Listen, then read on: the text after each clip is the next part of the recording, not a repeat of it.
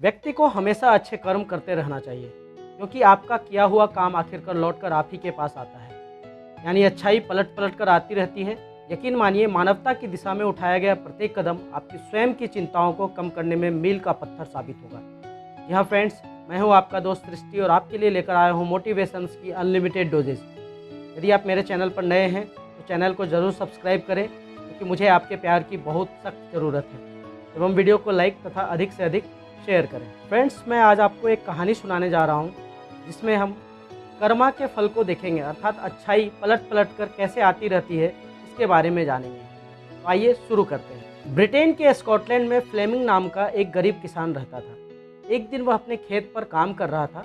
अचानक पास में से किसी के चीखने की आवाज़ सुनाई पड़ी। किसान ने अपना साजो सामान व औजार फेंका और तेजी से आवाज़ की तरफ लपका। आवाज़ की दिशा में जाने पर उसने देखा कि एक बच्चा दलदल में डूब रहा था। वह बालक कमर तक कीचड़ में फंसा हुआ बाहर निकलने के लिए संघर्ष कर रहा था।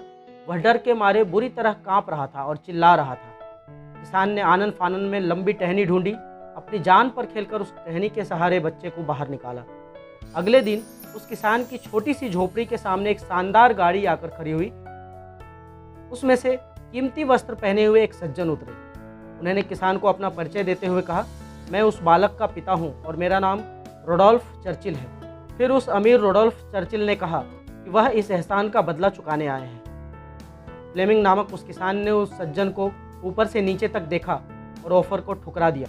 उसने कहा, मैंने जो कुछ किया उसके बदले में पैसा नहीं लूँगा, क्योंकि किसी को बचाना मेरा कर्तव्य है, मानवता है, इंसानियत है, और उस मानवता इंसानियत का कोई मोल नहीं होता। इसी बीच फ्लेमिंग का बेटा झोपड़ी के दरवाजे पर आया। उस अमीर सज्जन की नज़र अचानक उस पर गई तो उसे एक विचार सूझा। उसने पूछा, क्या यह आपका बेटा है? किसान ने गर्व से कहा, हाँ, यह मेरा बेटा है।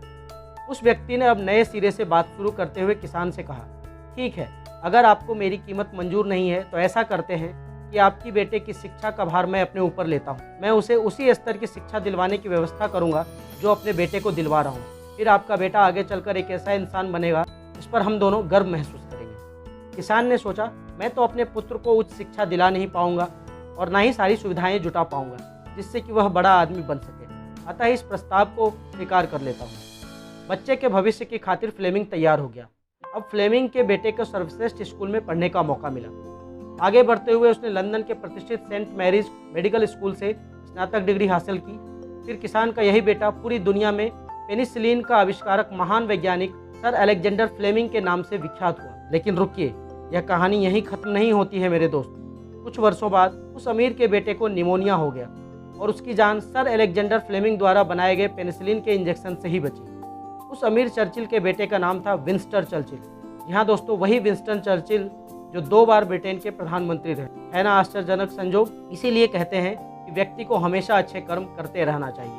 कुएं में उतरने के बाद बाल्टी झुकती है, लेकिन झुकने के बाद भरकर ही बाहर निकलती है। यही जिंदगी जीने का सार है।